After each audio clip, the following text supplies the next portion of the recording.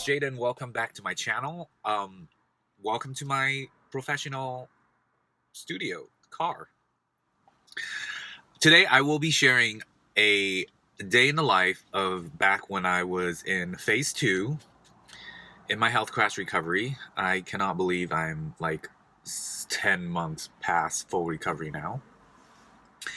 And I'm doing this video because I get a lot of comments requesting that I share my symptoms, and you guys really like it when I talk about details of my experience and symptoms, and you find relatability, brings you relief and all that. And I want to do this video because of that.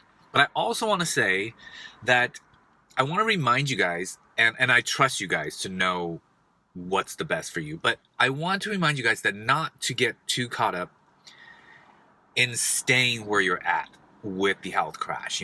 It's so easy to get so focused on the symptoms and what's happening that's bad. While it is good to do that somewhat in balance, but if you are so focused on that for a while and you are just not moving forward, it's something to take a look at. So I just want to put that reminder out there. Again, I trust you guys to know yourself and do what's best for you. I totally trust that and have faith in you guys in that.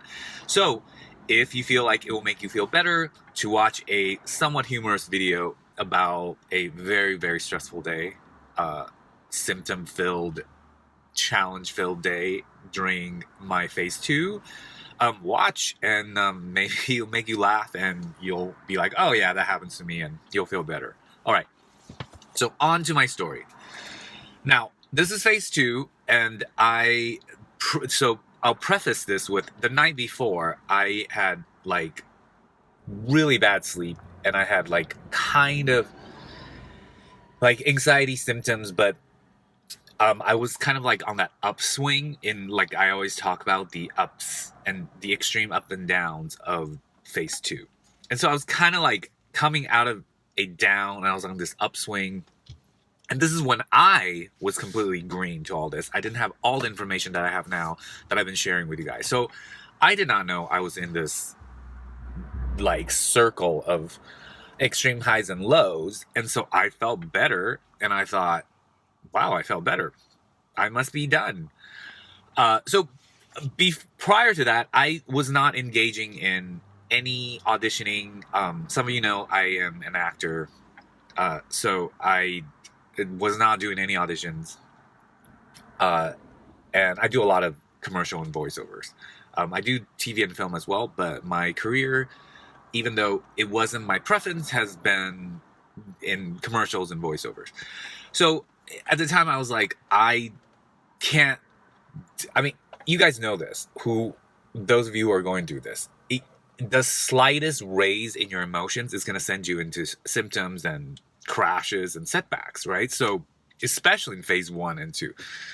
So I was, before that I was I can't do this. I mean, when the wind blows on my face, I get a fucking crash. So I think I gotta go back and beep that cuss word out. So I up until then I was no, I can't be auditioning, because for those of you who don't act or are non-actors, no matter how long you've been doing it, auditions bring nerves and excitement. So just imagine, with the slightest amount of excitement, I would go into panic attack mode, right? So can you imagine with a dose as high as something like an audition for me? The excitement and the nerves, it's always there. And so with the health crash, it's you can imagine what it would do. So up until then, I thought, no, let's not do it. But I was on the upswing, so I thought, I'm fine now. I can do this. So there was 2 auditions I had to go to that day, and so I'm on my way to the first one, and it was okay. I got through it. I didn't have any symptoms. So I'm thinking, okay, yeah, I'm through this. I'm just having some, what does that call it? Just some shadows of this health thing. And this is 4 months into this, and I was thinking I was done, right? So I was I just have some remaining crumbs of it, and the first audition seemed to go okay. I didn't have any, so I thought, okay. So on to the second audition. And on my way there, I could feel the nerves coming and the excitement coming. And it started to get more. I started getting heart palpitations. And so I was like, okay, I'm just going to breathe through this, And then it got more. So by the time I was in the waiting room, I was in full on, like, shaking, trembling symptoms. And when my shaking and trembling symptoms are at their highest, like right before like a panic attack for me back then, it would manifest in my like mouth, in my speech, my neck, definitely in my hands and limbs. So I was in the waiting room like not right? But I'm there. I can't cancel the audition, or it would look really bad if I did. So I'm just like, okay, I'm just gonna push through this. Of course, push through this, right, guys? So I get into the room. And so the character, I was supposed to be this young, kind of cheerful dad. It was a car commercial. And then the content of the ad, like, for my character and the role and everything, is like, I come home and I talk to my kids. And it's just like a few lines. For the sake of, it's already filmed a while back. But just for the sake of my own protection, these things are usually non-disclosed. So I just won't say the exact lines in this video. But the line for my character went something like, oh, hi kids, daddy's home. Look at what I brought from the store, or something like that. That was like what the lines, along the lines of what that scene was about. And it was supposed to be delivered like, commercial, like happy, like, so relaxed, happy, natural. Nothing too much, like, no, so it's more like, hey kids, daddy's home. Oh, look at what I brought. Like, it was supposed to be like that, right? But instead, it came out like, hey kids, daddy's home. Look what I brought. Okay, I might be like exaggerating a little bit, but you get the idea. It was not right. Like, I was shaking. I was trying so hard to like not shake and still be like happy as a commercial and try to do my character.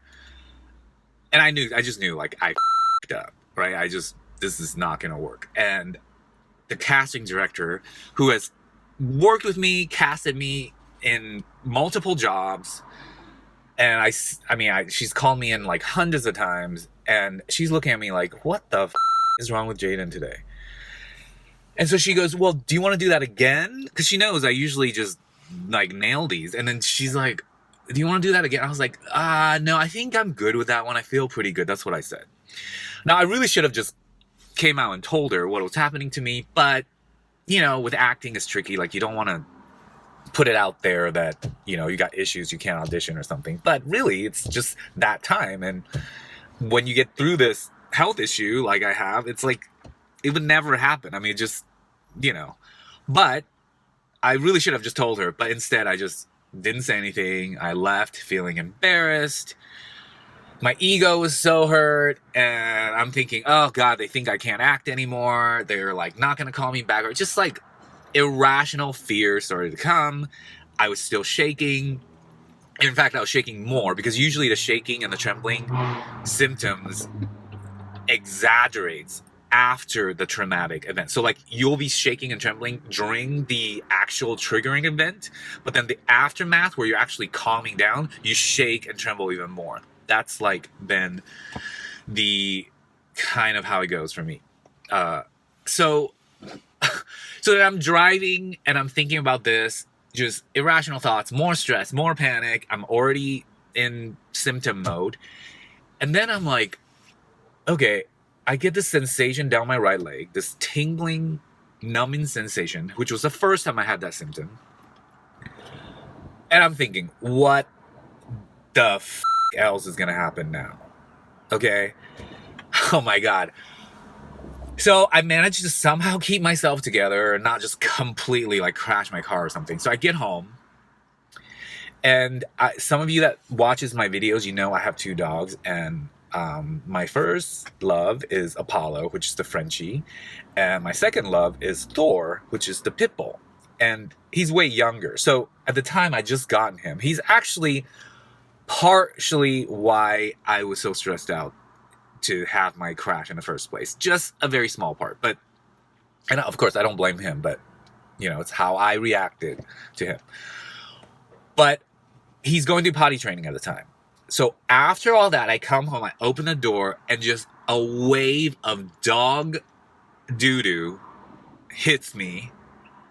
And it was diarrhea, and it was all over my frickin' place. Okay? And I, like, just made this, I'm not even going to repeat it, but I, like, uttered this awful suffering sound in high volume. And then I had a full-on panic attack in that moment. I had to then calm down from it, just laid in bed. I literally had that high, and then I had the low, and now I'm like literally exhausted and just couldn't do anything. I like just laid in bed for the rest of the day. And that was one of my first major setback incidences. There were many. It took me a while to learn and figure things out for myself that, you know, all these information that I'm sharing with you guys that you guys always say like, oh, Jaden's so right on with this because I freaking went through it the hard way. And no one told me that I was in an ups and downs cycle. But then I learned. So I hope you enjoy this story. I try to make it as humorous as I can, even though I know those of you who are going through it knows that it's very, very, very challenging and it is not a fun thing. But at the same time, when you're not in it anymore and you look back, you do make light of it. You do realize the bright side of things. And so I hope it helps you to relate, and maybe you've experienced these symptoms, these type of days when you're going through the health crash. I'm sure you are, especially in those earlier phases. Comment down below and subscribe to my channel, like, share, and I'll see you guys all on my next video. Right, thanks guys, bye.